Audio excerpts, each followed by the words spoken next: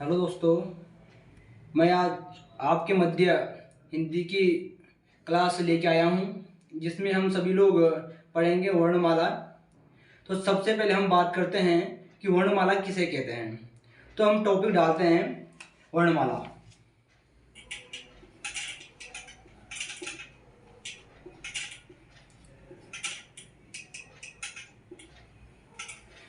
जैसा कि हमने बात की थी कि वर्णमाला, तो सबसे पहले हमने वर्णमाला में देखना है कि वर्णमाला किसे कहते हैं। स्वर और व्यंजनों के अध्ययन को हम जो है वर्णमाला कहते हैं। अगर मैं परिभाषा की अगर बात करूं कि वर्णमाला की परिभाषा क्या है या किसे कहते हैं, तो बात करते हैं परिभाषा।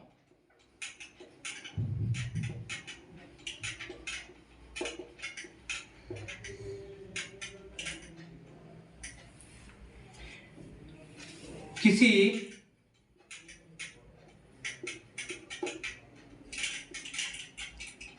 भाषा की समस्त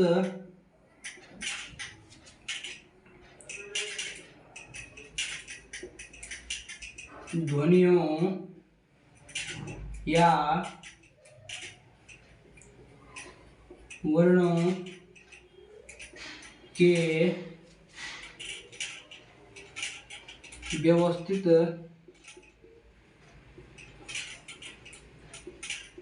क्रम को वर्णमाला कहते हैं।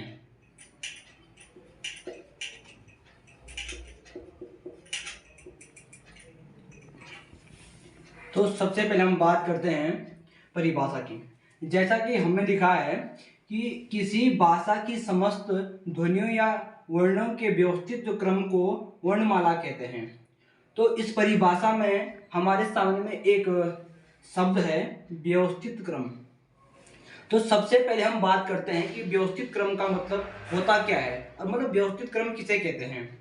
जैसा कि अगर मैं बात करूं एक, उसके बाद आपका दो आता है और दो के बाद आपका तीन आता है।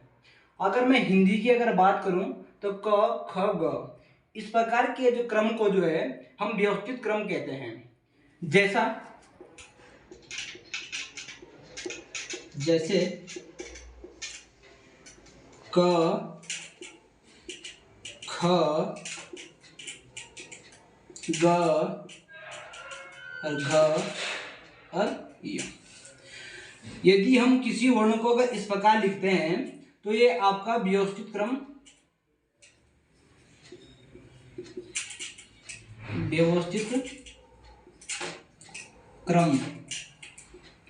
कहलाता है। अगर यदि मैं इसी वर्ण को ख ग क और घ और य लिखता हूं तो यह हमारा क्या है, गलत हो जाता है। बोले तो व्यवस्थित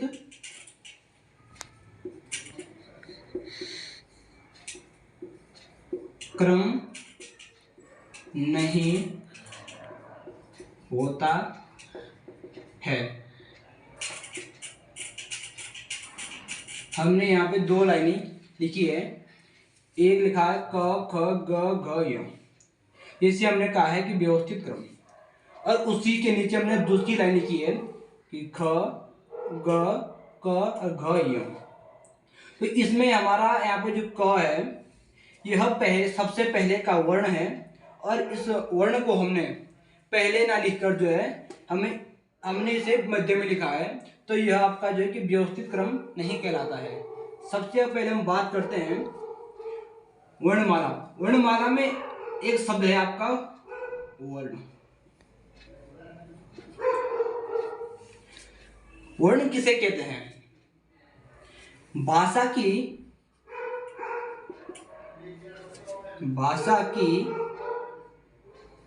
सबसे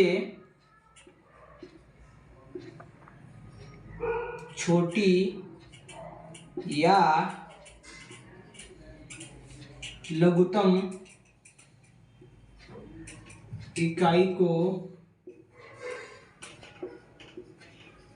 वर्ण कहते हैं। हमने वर्ण की परिभाषा देखी है और मैंने लिखा है कि भाषा की सबसे छोटी या लघुत्तम जो इकाई को वर्ण कहते हैं। हमने यहाँ छोटी या लघुत्तम यह दोनों जो है एक ही शब्द है। अब हमने बात की है भाषा। क्या बात की हमने? भाषा। अगर हम भाषा का प्रयोग करते हैं तो सबसे पहले हमें वर्ण की आवश्यकता होती है। वर्ण के बिना भाषा का उच्चारण करना अनुमलक नामुमकिन है। हम बात करते हैं, हमने कोई एक वर्ण लिया है क। ये हमारा क्या है? एक अक्षर है। अगर मैं इस अक्षर को अगर तोड़ूं ना तो ये अक्षर आपका जो है आधा क प्लस ह अ से मिलकर बना हुआ होता है। इन दोनों के योग से जो है क का आपका निर्माण होता है। इसे हम क्या कहते हैं? ये आपका अक्षर कहलाता है। और ये हमारे क्या है? आपका जो वर्ण है 1 और 2। अगर मैं बात करूं कि जो एक क है, क में अक्षर कितने हैं? हम बात करेंगे 1। उसी प्रकार से अगर मैं वर्ण की बात करूं कि क में कितने वर्ण हैं, हम बात करेंगे 2। कौन कौन से हैं? एक आपका आधा क है और एक आपका क्या है? अ है। प्रत्येक व्यंजन में अ का प्रयोग निश्चित रूप से किया जाता है। हम बात करेंगे स्वर और व्यंजन की बात, क्योंकि हमने कहा है कि वर्णमाला में हम लोग जो है स्वर और व्यंजनों का अध्ययन करते हैं। तो हम हेडिंग डालेंगे स्वर किसे कहते हैं।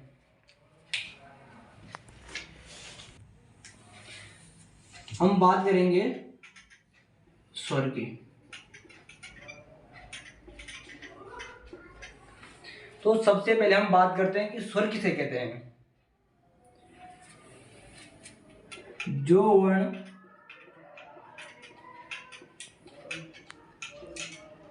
स्वतंत्र रूप से बोले जाते हैं उन्हें स्वर कहते हैं।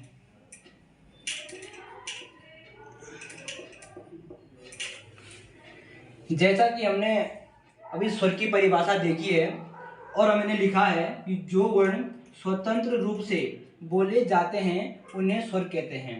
यहाँ पे लिखा हुआ है स्वतंत्र रूप। अब हम जो है इस शब्द का जो है अर्थ समझते हैं कि स्वतंत्र का मतलब होता क्या है।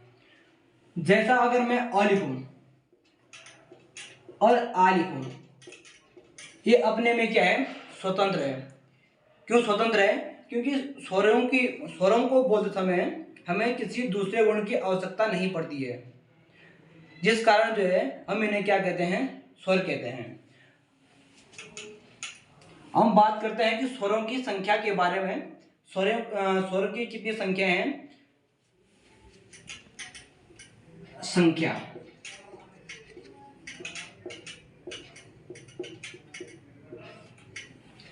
संख्या से 3 प्रकार के क्वेश्चन बनते हैं। कौन कौन से? उनके बारे में हम लोग बात करेंगे। सबसे पहले क्वेश्चन बनता है कि कुल स्वरों की संख्या।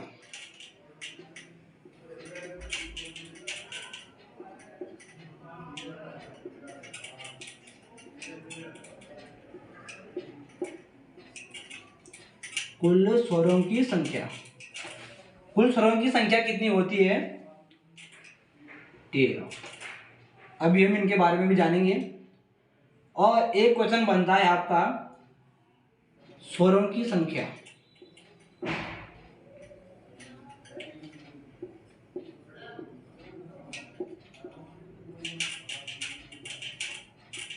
जहां पे खाली कुल शब्द ना आकर केवल स्वरों की संख्या पूछा जाए, वहां पे आपका स्वरों की संख्या 11 होता है।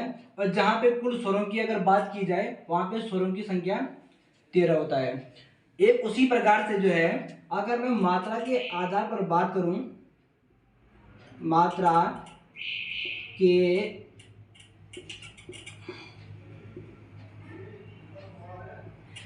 मात्रा के आधार के अनुसार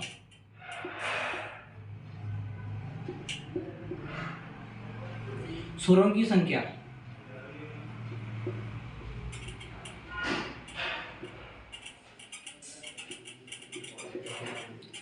होती है 10। अब आप लोग जो है कंफ्यूज हो रहे होंगे कि आपका स्वर कौन से 13 होते हैं, कौन से 11 होते हैं और कौन से क्या है 10 होते हैं। अब हम इन स्वरों के बारे में जानेंगे, किस प्रकार से 13 होते हैं और आपका जो है कि किस प्रकार से 11 होते हैं और किस प्रकार से क्या है 10 होते हैं। मैं एक बार जो है स्वरों आपका कुल अब टोटल स्वरों को लिखूंगा, उसके बारे में हम जो है इनके बारे में जानेंगे। अ, आ, छोटी ई, बड़ी ई, छोटा ऊ, बड़ा ऊ और री। इसी के नीचे यहाँ पे ए, आई, ओ, आओ और अंग और आह। अभी हमने कुल स्वरों की अगर बात की तो मैंने एक बार जो है कुल स्वरों को यहाँ पे लिख दिया है, कौन कौन से आपके स्वर होते हैं। अब हम इनके बारे में जानेंगे, किस आधार से आपका 13 होते हैं और किस आधार से 11 होते हैं और किस आधार से आपके 10 होते हैं। एक बार मैं आपका नंबरिंग करूंगा इन पे 1 2 3 4 5 6 7 8 और 9 10 और 11 12 और 13। जैसा कि पहला क्वेश्चन क्या था कि कुल स्वरों की संख्या, मैंने लिखा है यहाँ पे 13। आप लोगों ने देखा कि कुल स्वरों की संख्या कितनी होती है 13। अब मैं बात करूंगा केवल स्वरों की संख्या के बारे में। स्वरों की संख्या कितनी होती है, मैंने लिखा यहाँ पे 11। यहाँ पे कुल शब्द का मैंने प्रयोग नहीं किया है, खाली मैंने स्वरों की बात की है। स्वरों की संख्या मैंने लिखा है 11। वो कौन कौन से हैं उनके बारे में हम जानेंगे। एक आपका अ है, एक आपका आ है, एक आपका ई है और एक आपका बड़ी ई है, एक आपका छोटा ऊ है और एक आपका बड़ा ऊ है, एक आपका री है। 7 तो पहली लाइन में आपके आ जाएंगे। उसके बाद हम बात करते हैं आपका ए, आई, ओ और आओ। जो ये अंग और अह है, इन दोनों को जो है स्वरों की संख्या में नहीं गिना गया। क्यों, इसका कारण क्या है? कुछ विद्वानों के अनुसार अंग और अह इनका जो प्रयोग व्यंजन के रूप में किया जाता है, जिस कारण से अंग और अह को हम इन्हें अलग लिखते हैं, अंग और अह। इसके अनुसार इन्हें जो है स्वरों की कैटेगरी में ना रखकर आपका जो है इन्हें क्या है व्यंजनों में आपका लिखा जाता है।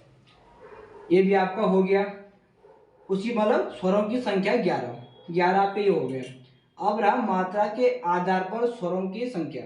अगर किसी को अगर स्क्रीनशॉट करना है तो आप लोग जो है स्क्रीनशॉट कर सकते हैं। उसके पश्चात में आपका मात्रा के बारे में आपको बताऊंगा कि मात्रा के आधार पर जो स्वरों की संख्या है 10 कौन कौन सी है। आपने स्क्रीनशॉट कर दिया होगा। अब हम बात करते हैं मात्रा के आधार के बारे में। यहाँ लिखा हुआ हमने मात्रा के आधार के अनुसार स्वरों की संख्या होती है 10 और ये हमारे पास स्वर लिखे हैं। 2 आपके हमने अलग कर दिए थे पहले से स्वरों की संख्या के टाइम से, और हम अभी एक हमने और अलग करना है। वो कौन सा है? वो आपका अ है। इस अ को जो है अलग करके जो है अब आप इनकी नंबरिंग करो।